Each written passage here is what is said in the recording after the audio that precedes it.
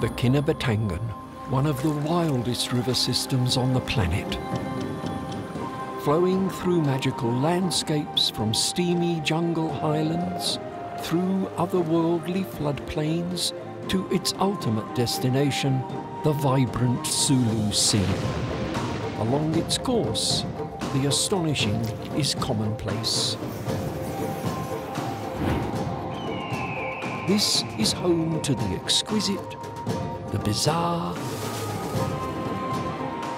and the rare.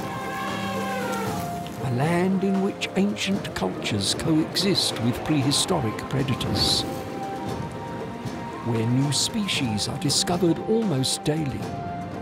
This is a wild frontier that is changing fast. The fate of this mighty waterway hangs in the balance, and those who champion its cause are striving to preserve all that is unique about the Amazon of the East.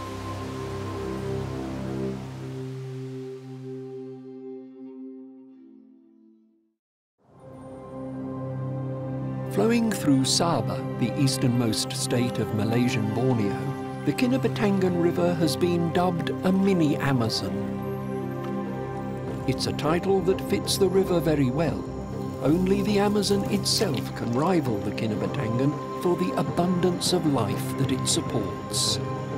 As the river flows out of the highlands, the towering dipterocarp trees give way to lower, fruit-bearing canopies, shading the Kinabatangan as it snakes its way through lowland floodplains that hide orangutans and hornbills. As it passes caves that could hold secrets of value to medical science. As it flows through the domain of creatures both rare and vulnerable. These life-giving floodplains are known locally as Sabah's gift to the earth.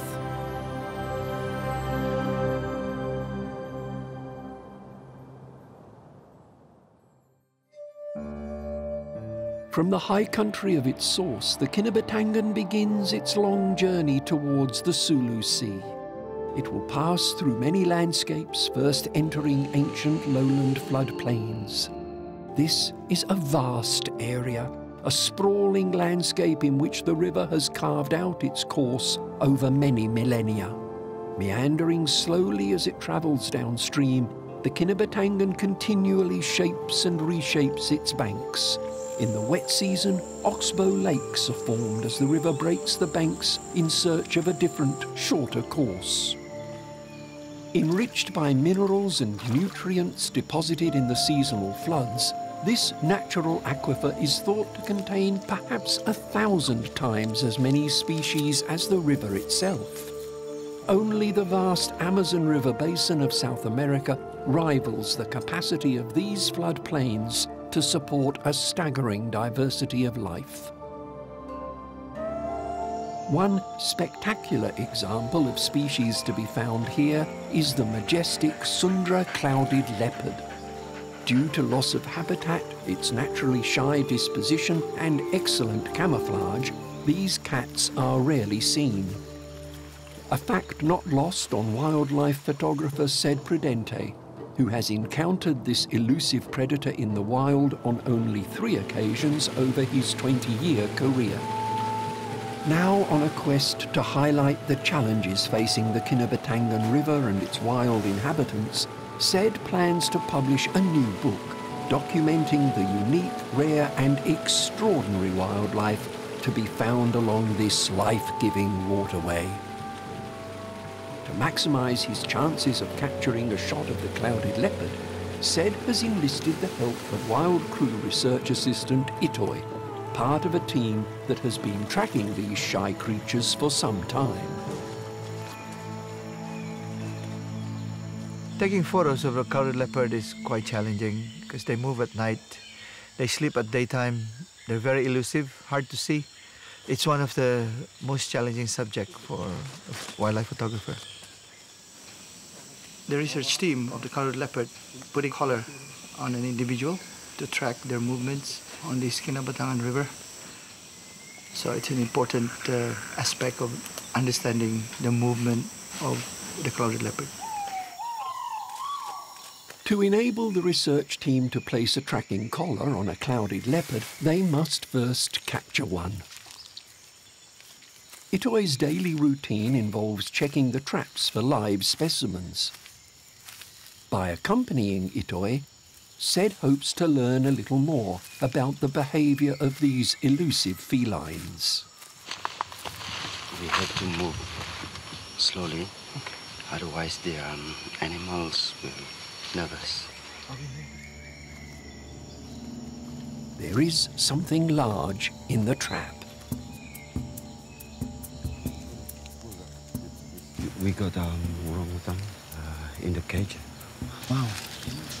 Yeah, I can see the red fur. I think it's a male one, orangutan. I'm so glad to see a big male orangutan. He is a dominant male. As far as I know, once they grow their flange, their cheek pad, they are dominant in the area. You know, so only dominant male has a cheek pad. Exciting as it is, trapping a wild flanged male orangutan in the cage presents an issue. One ape of this size has the strength of up to 8 men. Look at that. Look at those fingers. He's really trying to open the cage. But releasing this huge primate is incredibly dangerous.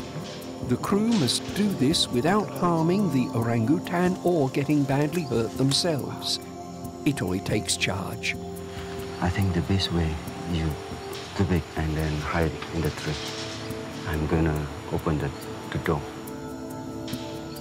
There is no way of knowing what the great ape will do when the cage is opened. If it charges Said or Itoi, it could be fatal. It's quite a daring job to open this gate. Not sure what's going to happen, whether he goes that way or this way. So we're right here on the cliff, which is quite a risky situation. Because sometimes you got to take a risk to get a good shot. Itoi tries to maneuver a large tree branch through the top of the cage. Itoi is trying to avoid eye contact with the big male orangutan. So he's putting his face backwards against the orangutan. Direct eye contact would be a challenge to the big male's dominance. Although Itoi is averting his eyes, every second in close proximity adds to the danger.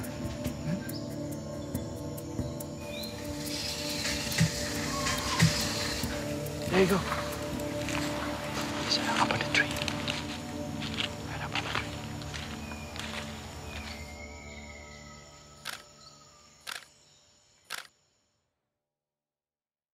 Oh my God. Why? What happened? You look a bit nervous. Yeah, because we don't know how strong this orangutan, because it's big male. That's why I'm nervous. Well, yeah. I can see that. You were like shivering. Itoi, Yeah. that was great to see an orangutan. Yeah. But I would like to see a clouded leopard. Well, let's see the camera trap. Let's go. In addition to information provided by radio collars that track the leopard's movements, these motion sensor cameras offer the Wild Crew research team an invaluable insight into the big cat's natural behaviours. Said is curious to see what has been captured by the remote lens. How many photographs of clouded leopard have you taken with this? More than 20 photos. Wow, that's a lot of photographs. Yeah.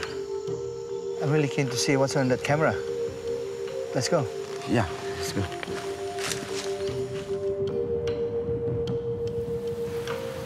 In order to view the images, Said follows Itoi to the research team's nearby base camp.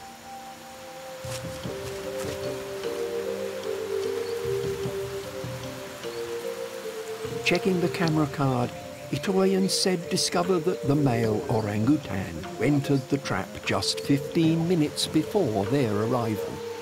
Checking the camera trap was exciting, although it's not the animal that I wanted. Seeing a big male orangutan in this forest, it's pretty amazing. But it's what the camera's remote sensor had captured early in the day that provides the biggest surprise. Boom. There's something there. It's another leopard. Yeah. This clouded leopard came from down the hill, not along the ridge. Amazing. Almost a whole body inside the trap. It turned back and came out from the trap. Yeah, turned back. That's what I want. That's what I want to photograph. Although the coveted shot once again evades said, he remains philosophical. It's quite frustrating not to get the shot of a collared leopard, but that's how it is. Sometimes you get it, sometimes you don't. But he's not leaving this experience empty-handed. He's been afforded a privileged glimpse of the secret life of a majestic predator. I'm impressed, and I think the camera trap is a good tool to set up and get a photograph of this elusive animal. As a wildlife photographer and conservationist, I'm happy to know that the collared leopard is out there in the forest.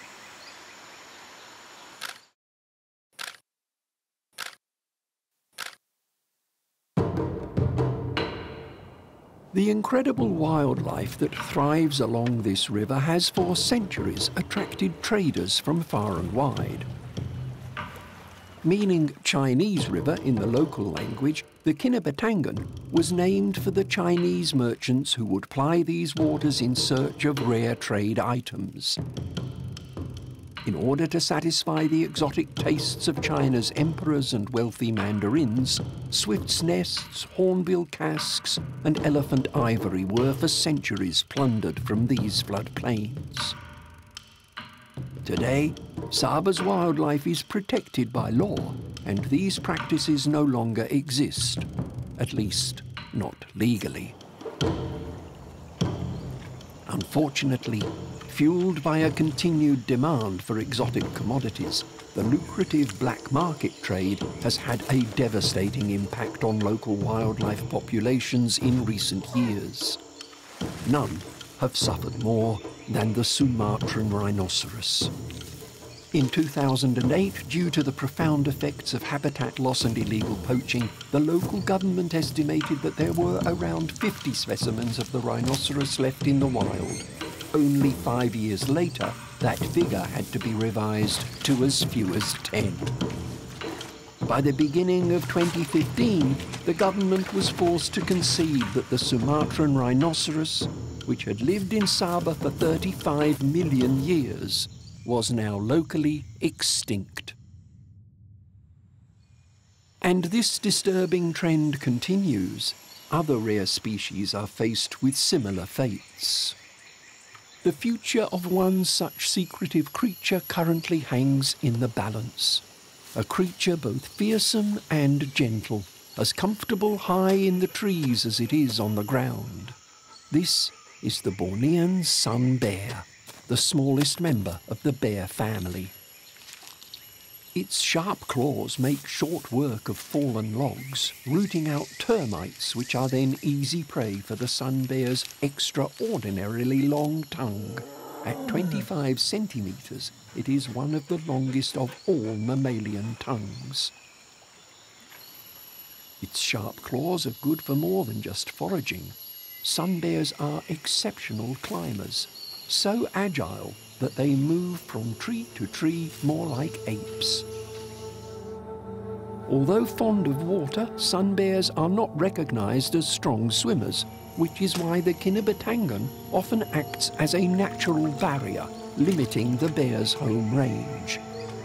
As land is developed along the river, this usually shy and retiring species is increasingly confronted by human beings. It's not an easy coexistence, and with it comes peril.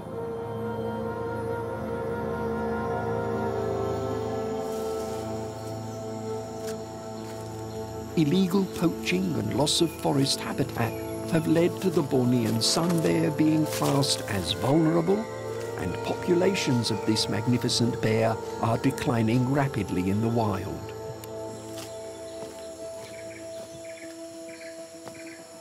This is Dr. Siu Te Wong, known to the locals as the Bear Man.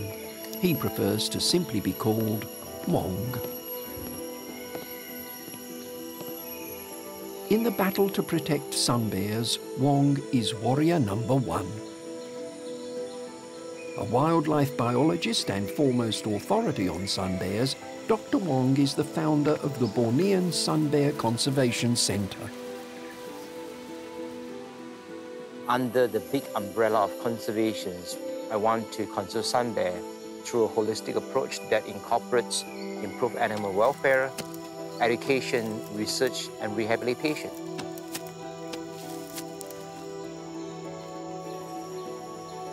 Wong and his team are dedicated to rescuing, healing, and then repatriating sun bears into the wild. And just like everywhere else, an average day begins with breakfast. The center right now has 35 bears. The bears is just waking up, and then they're waiting for their food. They're hungry, so we need to feed them well 4 times a day.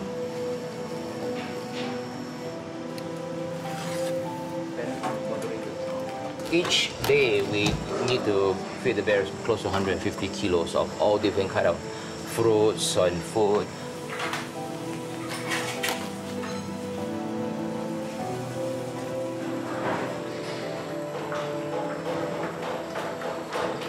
Every sun bear at the centre has a story of rescue from traumatic circumstances. This is Mary. I take care of Mary since day one, and then we developed a very strong trust. Mary was captured at a very young age. When Mary came to our center, I immediately noticed that something wrong with her because her face and her body does not match. She got a relatively mature-looking face, but with a very short body. Mary's previous owner hadn't fed the baby bear any milk. Because of her malnourished youth, Mary will never be big enough to survive in the wild. I do have a very special connection with Mary. All of the bears I take care of, I do not dare to touch them except Mary. I know that Mary won't harm me. Mary is just like my daughter. I mean, there's no difference. I have 2 daughters, and all of these are my daughters. I'm my daughter and son.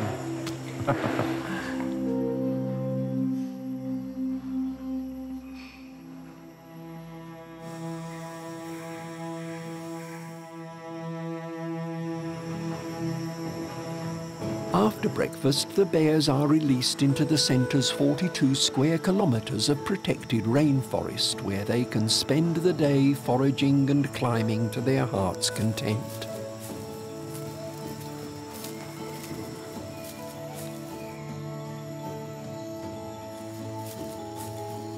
I think this place is very, very important because sun bears is a very rare and elusive animals that live in the deep jungle of Borneo.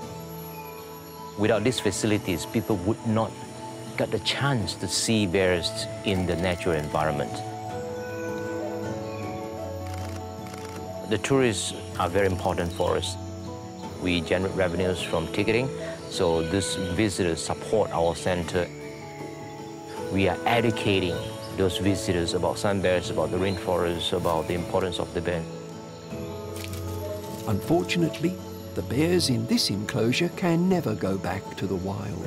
They're either too old, too traumatized, or too acclimatized to human contact. But with the right kind of care, newly rescued creatures like baby Carla have a great chance of being set free. Carla is a 6-month-old female sun bear cub that we walk her every day in this forest environment so that she can pick up her instinct.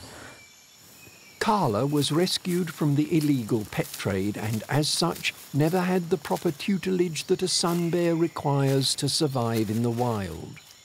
Wong's reintroduction program aims to provide baby Carla with these vital skills. It is very important to give the opportunity for the bear cubs to smell the forest, to look for potential natural food source, to climb the tree, so that they can get the connection between the natural environment, the forest, the natural food items, and all the exercise that they need to climb trees, make nests, and so on. As a solitary species, learning to be self-sufficient is fundamental for sun bears. While the carer bond is strong, for Carla to take the next step, she must be weaned away from her carer. Helping sun bears to take that next step is Wong's ultimate goal. Sun bears is a forest-dependent species. They live in the forest. They cannot live in plantation, they cannot live in urban area. They have to live in the forest. So this is Pen B. Pen B right now have no access to the visitors. Visitors don't see the bears here, and the bears here don't see visitors. Deliberately isolated from the rest of the centre, Pen B holds the bears that are closest to being released. There are some criteria that we use for selecting bears to be released. First of all, they have to be able to forage in the wild. Second, they have to be able to climb the tree, build nests on top of tree. And the third skill that they have to have is to shy away from people. Those bears that do not fear people, these are not release candidates.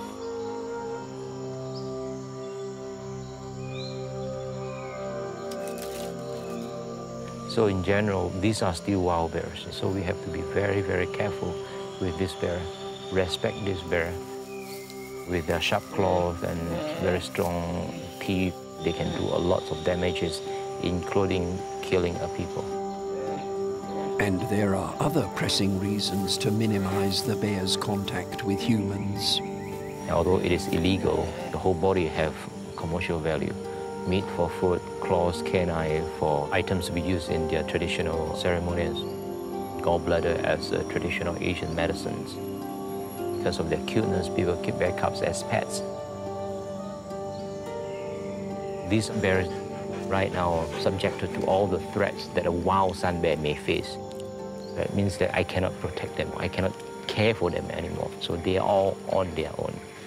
So good luck is the only thing that I can say. It's always a triumph when rehabilitated sun bears can be released.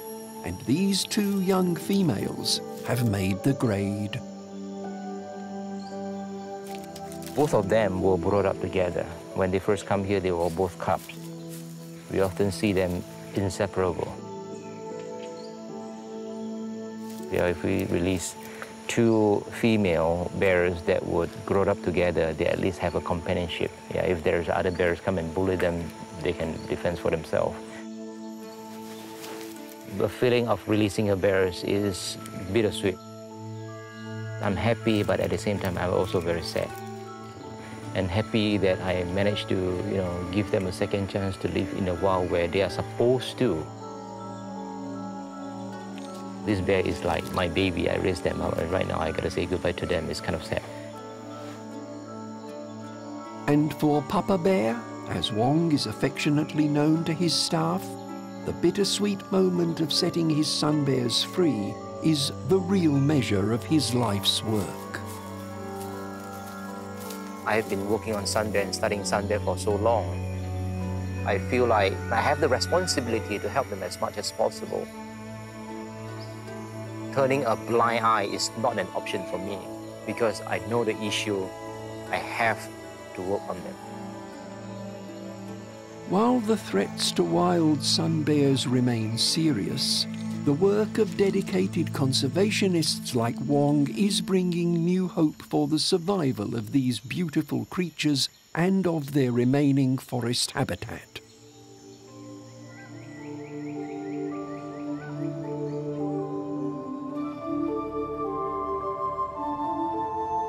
Navigating their way through the meanders of the floodplains, Sed and Rizal continue their voyage. The warm glow of the late afternoon sun finds Sed and Rizal gliding silently through calm waters, always on the lookout for hard-to-get shots and never shy of taking the path less travelled.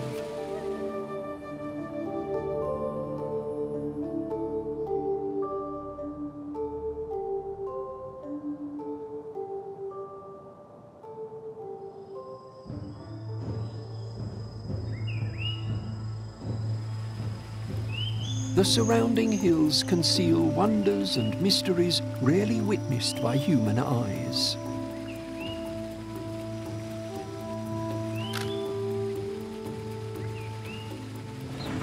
This tributary is great for wildlife, but I have to go in the forest on land to get some good shots.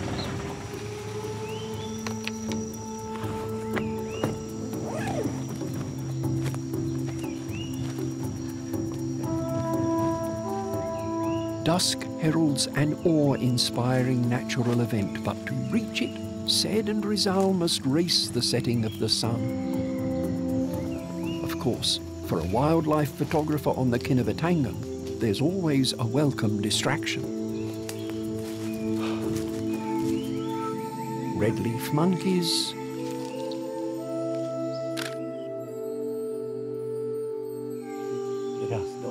pied hornbills,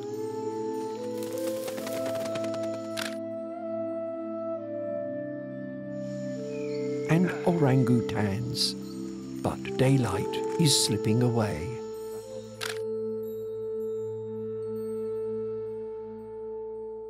What I really want to see is somewhere up there in the mountains.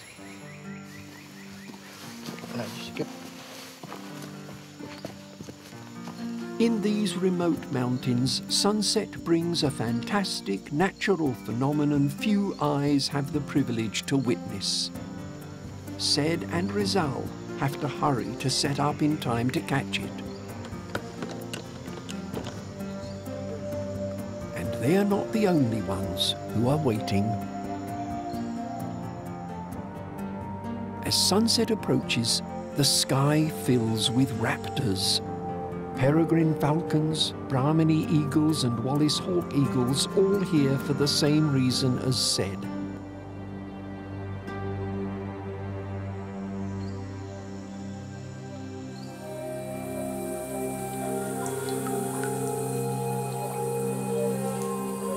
Every evening, reliable as clockwork, 2 million wrinkly bats exit this cave in search of their evening meal. A swarm like this can devour several tons of insects in a single night.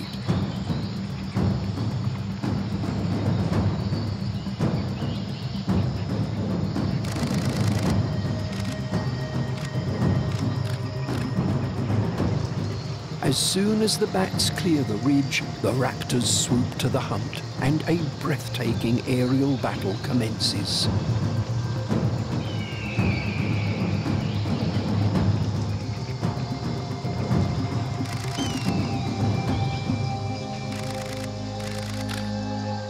It's amazing when these bats are coming out from the chamber.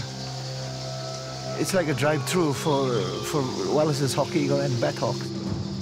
It happens so quick that you can't even see what's happening in front of your eyes. It's an awesome display of speed and agility. The raptors attack the bat swarm, exiting with prey in their deadly talons. Even for a photographer as experienced as Said, getting a clean shot is no easy feat.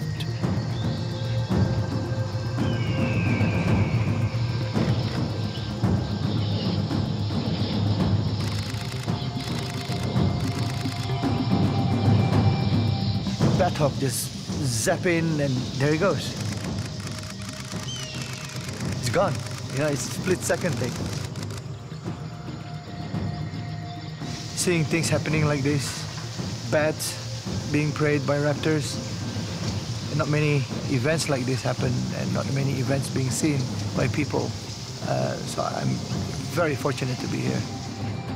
When photographing a remote wilderness that few human eyes have seen, one good shot is all Said needs.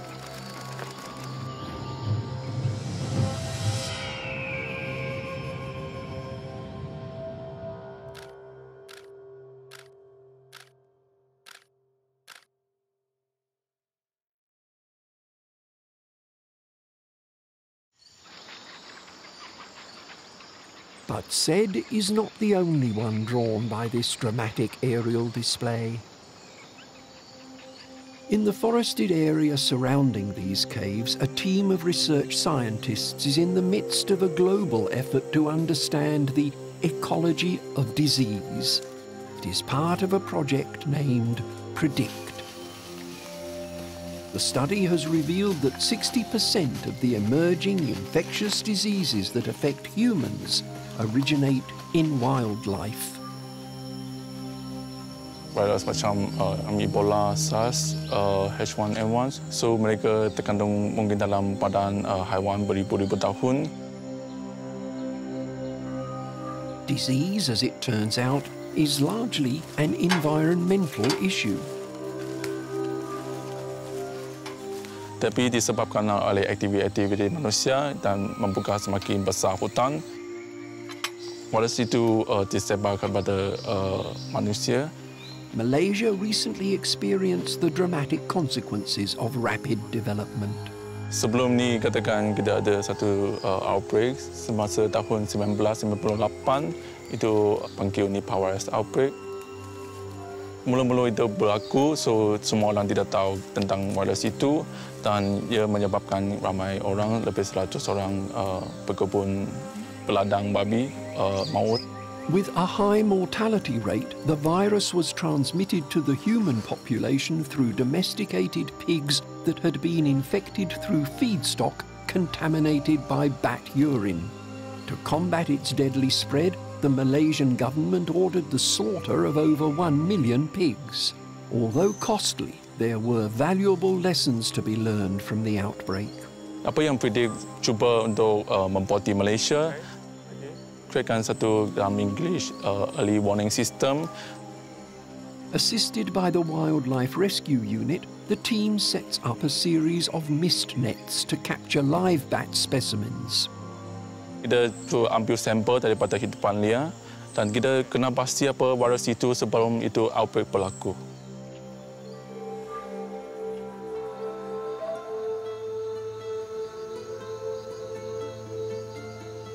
Working with wildlife in the field can be precarious at the best of times, but when handling animals that are known to carry life-threatening pathogens, extra precaution is necessary. Bats have notoriously poor eyesight. They rely on echolocation to navigate the night skies. These mist nets are designed to be undetectable to the bat's nocturnal senses. It's not long before the first samples are snared. The team members must handle them very carefully.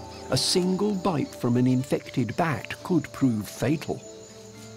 The captured bats are placed in cotton sacks to minimize any distress.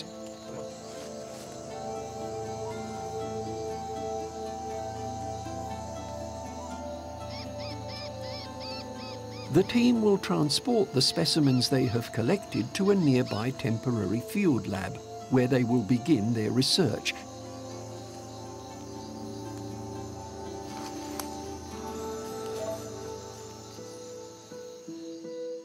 Gathering blood, saliva and other samples from high-risk wildlife species to collate a library of pathogens, so that if one does infect humans, it can be more quickly identified. Kita sudah mengambil sampel lebih daripada 11,000 sampel daripada Sabah. Kita sudah dapat mencari 49 virus yang baru tidak pernah diketahui di mana-mana di Sabah. In addition to cataloguing these new viruses, EcoHealth Alliance is studying ways of managing forests, wildlife and livestock to prevent diseases from escaping from the forest and becoming the next global pandemic. Memerlukan semakin banyak tempat tinggal, tempat tanaman untuk menyalakan hidup kita. Dan semakin suntuk habitat yang dimiliki oleh binatang atau haiwan liar. Terpaksa berpindah kepada mereka yang boleh mencari makanan, iaitu yang berdekatan dengan manusia. Through their early warning system, PREDICT hopes to prevent a local problem from becoming a global one.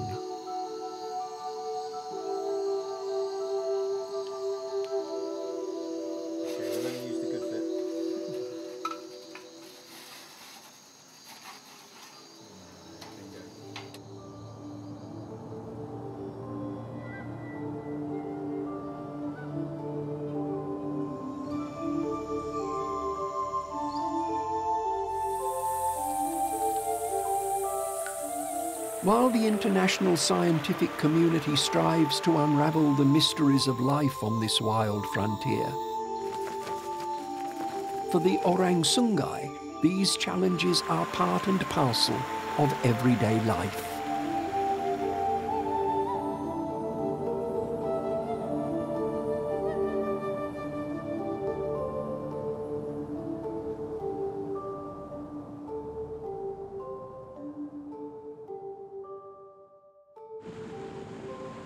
As Syed and Rizal rejoin the main river, the sights, sounds and smells become increasingly familiar.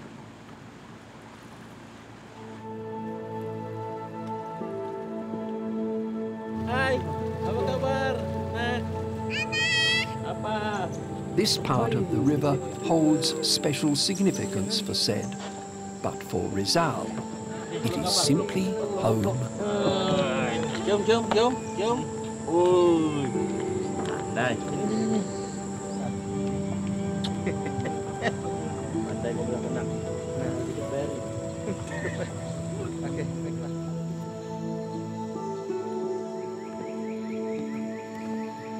The village of Sukau, meaning tall tree in the local dialect, is a river community living on the edge of civilization. It is here that Rizal has spent his entire life.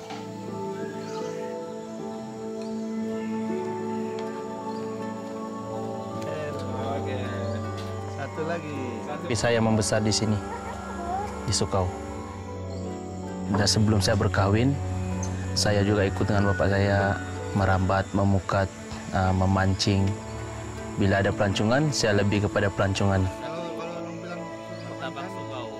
While for many years fishing and tourism helped to sustain Rizal's young family, the cost of living is rising rapidly, forcing Rizal to move with the times.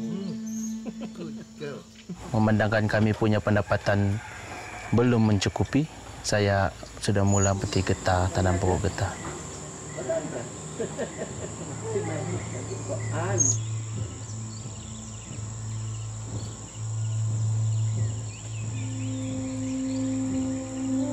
The people of the river are fierce custodians of their natural world, so nothing could better illustrate the opposing tensions of modern life than Rizal's decision. It's not one that he took lightly. Saya akan tanam getah ini di sini. Nah, ini kawasan ini kami buka untuk penanaman pokok getah. Untuk membuat ladang getah, yang getah ini semua dibukakan oleh kerajaan Sabah.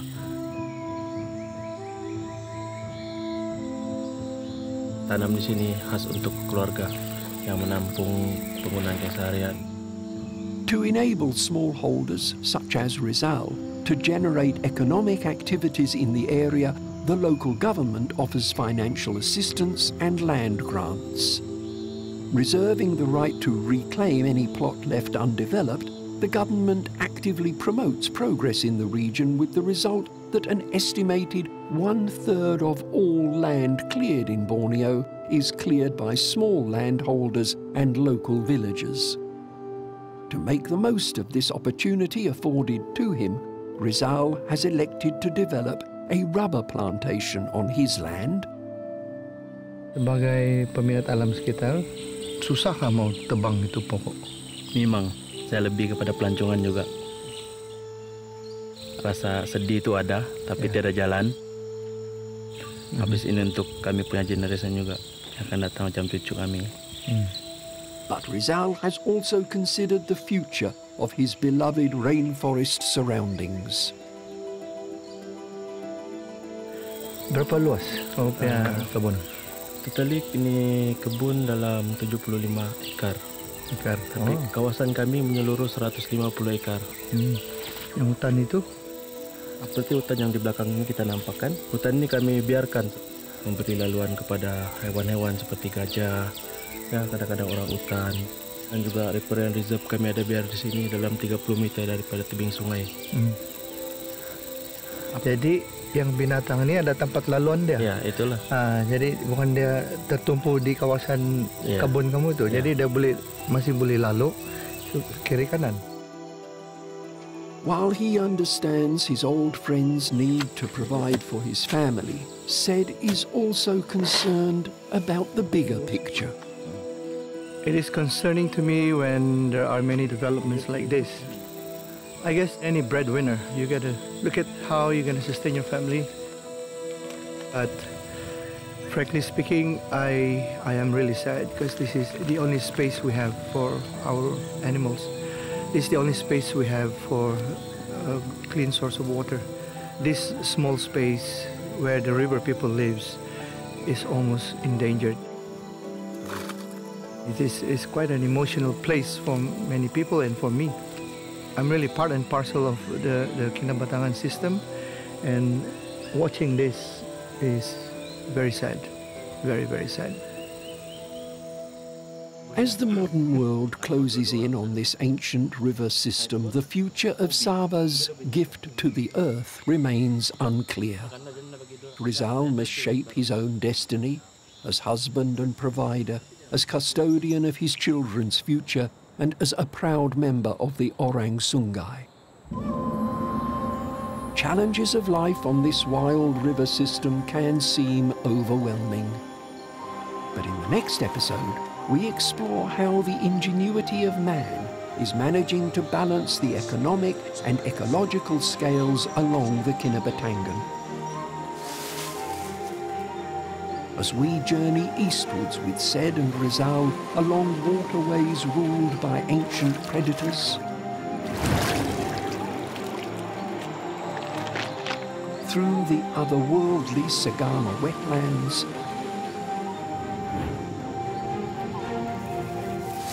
before reaching journey's end, the vibrant Sulu Sea.